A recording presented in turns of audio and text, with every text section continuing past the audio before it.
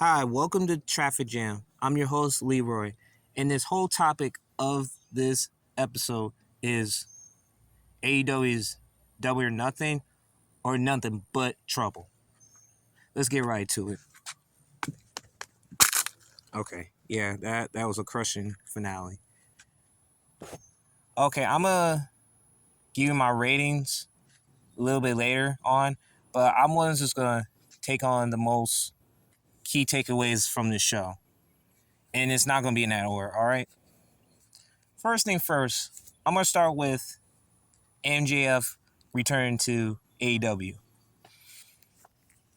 As you can see, I'm a MJF guy, Maxwell Jacob Freeman. Yes, I am a. I like MJF as what he has done for that show. He's the reason why I watched that show.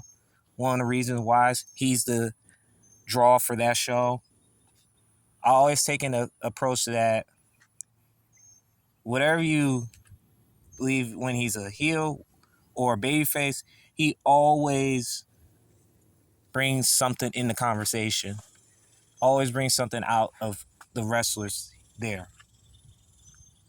As you can see, wearing the Triple H, the 2002 Triple H attire was just magnificent, especially knowing that it is like Triple H is his guy. You know, he's a Triple H guy. So, and I believe him staying with AEW, man. Hey, if I'm Tony Khan, man, I will give him as much money and years that they have, because you don't want him to go to WWE and lose him for nothing. You know, you already signed a lot of stars that's on that show. You can include Mercedes Moné, which we will get into as she won the TBS champion, and I will say my remarks for her about her match and her debut match in AEW. And also Okada, that's with the Elite, and I'll spike with the Anarchy, which it was one of the most chaotic matches I ever seen, probably on the show. And I was concerned for Jack Perry's, even though he should play, but yeah, you get what I'm saying. I'll touch that in a few. But back to MJF, man. Yeah, there's a helicopter. Get to the chopper. Okay. But as for MJF, man, he's one of the best performers that they have on AEW. It's not even close, bro. Like, wherever he touches, he's diamond, bro. That's why they call him the Triple B for a reason. He moves merch. He controls the crowd when he's out there. I mean, his aura in that company, man, is like no other, man. Regardless what you think of him, like, you can't deny his greatness as a professional wrestler. He is the ultimate professional wrestler that you see.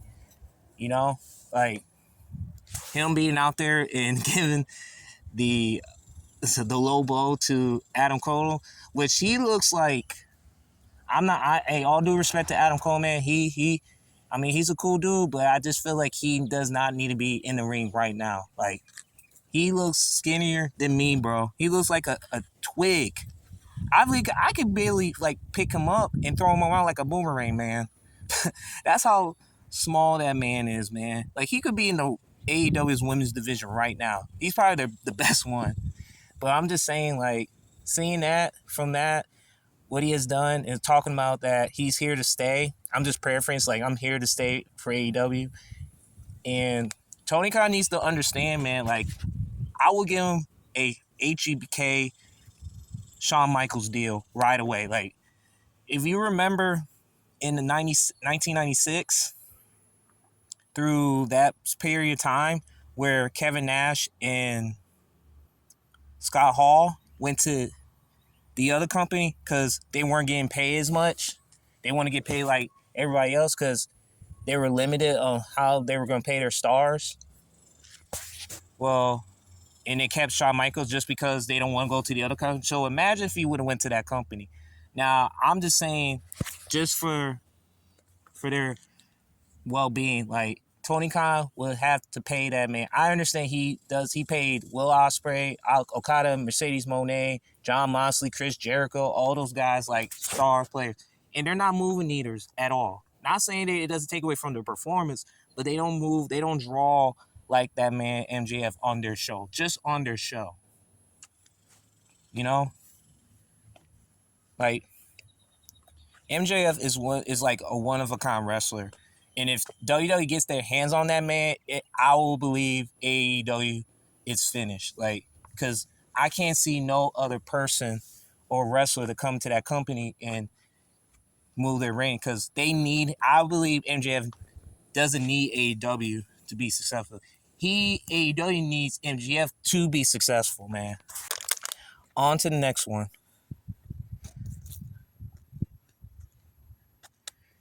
Mercedes Moné winning the TBS champion from Will Nightingale. Okay. Now, I know everybody got mixed emotions about this dude. This girl is trying to bury the whole women's roster.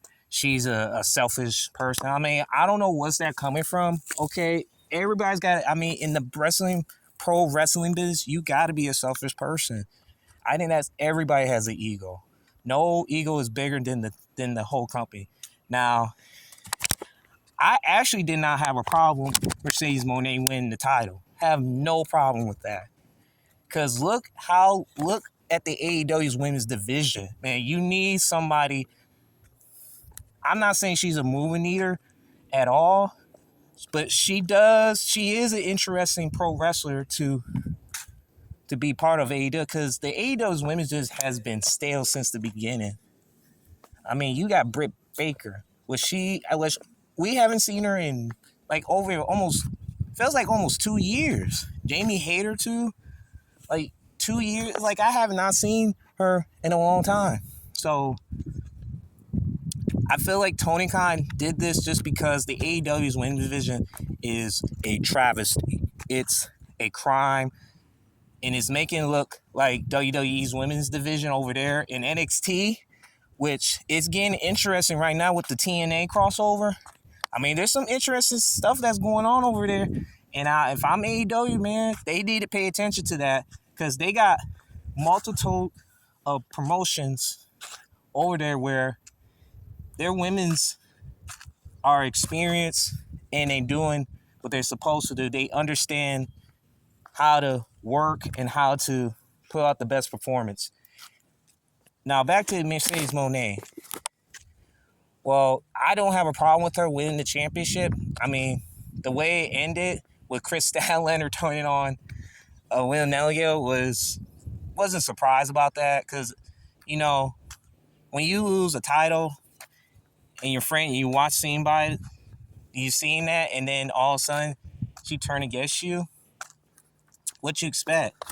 Now, those are like 3 talented women in the ring, like in coming to that point, and seeing that is just, it's incredible, man. But hey, Mercedes Moné, hey, keep doing what you're doing, because I don't care what everybody had to say about her.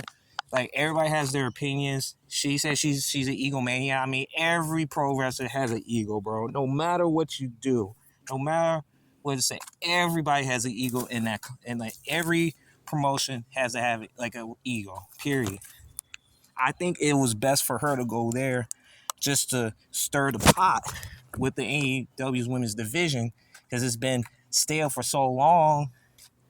They have nobody to pop up. Now, I'm not saying she is the savior of that division, but she does make it interesting, because I'm interested to see what's going to happen like that. Now, Toni Storm as the AEW champion. Now, I was not surprised that she won, even though I said that Serena Deebs was going to win that. But, you know, it's not going to hurt Serena Deebs, because she did put on a good performance, and it was exceptional. And Toni Storm did a good job. I didn't have a problem with that match, which that was why I had a previous episode of her winning the match. And so I'm fine with that. But Mercedes Moné, man, it's just that it's just the booking. It's just not. It's not looking. It's not right, man. It just looks like awful. Just showing that she's the CEO for a reason. Now, it is getting on with the CEO chant, but it does grow on me just a little bit. CEO, CEO. Every time she comes out, that's what reminds me of her. But Mercedes Moné, just stir the pot as much as you can. Make these women pissed off, okay? Just make them pissed off, man. That you run the show and all that. Let them complain about you. Just do it, because they need to shake up that division immediately. So just do you, okay? All right. This is gonna be a quick sponsor from Ugly Skateboards. They have the best apparel skateboards that they can offer. Plus, they got a new magazine they have it out. It's Gar Gar, Nar Nar, and it just came out recently. So if you want to look up for their issues, go and shop at uglyskateboards.com, which is gonna be a good accessory. They got good everything, shirts, all that, man. So give them a shout out to them and shop at uglyskateboards.com. Hey, this is a real review right now. I'm just gonna give my take on the Anarchy. I know it's like a little late, but I'm just gonna say it right now. That Anarchy match was one of the worst matches probably I've seen in my life. I mean, it was just chaotic from the start, beginning and end. And I understand that they're trying to pull out doing something different, man. Anarchy should become a barnarchy of the world. All I'm saying is it's just horrible as it is. All right. I mean, I will say this, like the elite, man, it's just the young bucks, man. I don't know what to say about them, man. I think they just got too much power of the company as it is, and they got a threshold on it. And hey, God bless them. Hey, they found a way to get in, sneak in. So you can't blame them, but tonykhan. So hey, point at the owner. They made them EVPs for a reason. I hate for what it is, but it is what it is. Hey, they're supposed to be heels. Hey, what can you do? As for the match overall, the match was just chaotic as it is. It just really is. As I seen it, as seen Japper again, Flannel at fire as well. With Darby Allin with the flamethrower, set him on fire, man. It's like dangerous as it can be. I mean, it's just it is, and I just don't like it. It's just really crazy. And then as for Darby Allin hanging from his leg from the ceiling, man, they couldn't. Seeing that is like seeing somebody getting hanged from a school playground with their legs on there. Like that's just child's play, bro. I don't understand that. What's the purpose? I mean, I kind of feel like, dang, can they get Darby Allin off the dang freaking hanger lift? Please, can they do that at least? Like, circulation towards the blood's like hanging upside down. It's like dangerous as it is. So I don't know, man. It's just dangerous as it is. But I don't. I think that was like the worst match I ever seen, man. Just watching it at least time and time again. As you know, the Elite won the match. I mean, it didn't do nothing for everyone. Brian Danielson, hey, I feel bad for him. Just stay in as healthy as you can, man. Like, hey, I like your work. I love what you have done for wrestling, man. You don't need to prove for anybody, man. Just go ahead and just do what you got to do, and just make sure you just stay healthy as you can. FTR, man, I know you want to go with the Elite, man. Just don't try to like pull yourself in. But hey, I'm rooting for you guys, man. Just do what you got to do. Darby Allin, man, I don't know. He's a loose cannon, bro. It's like I don't know what it is.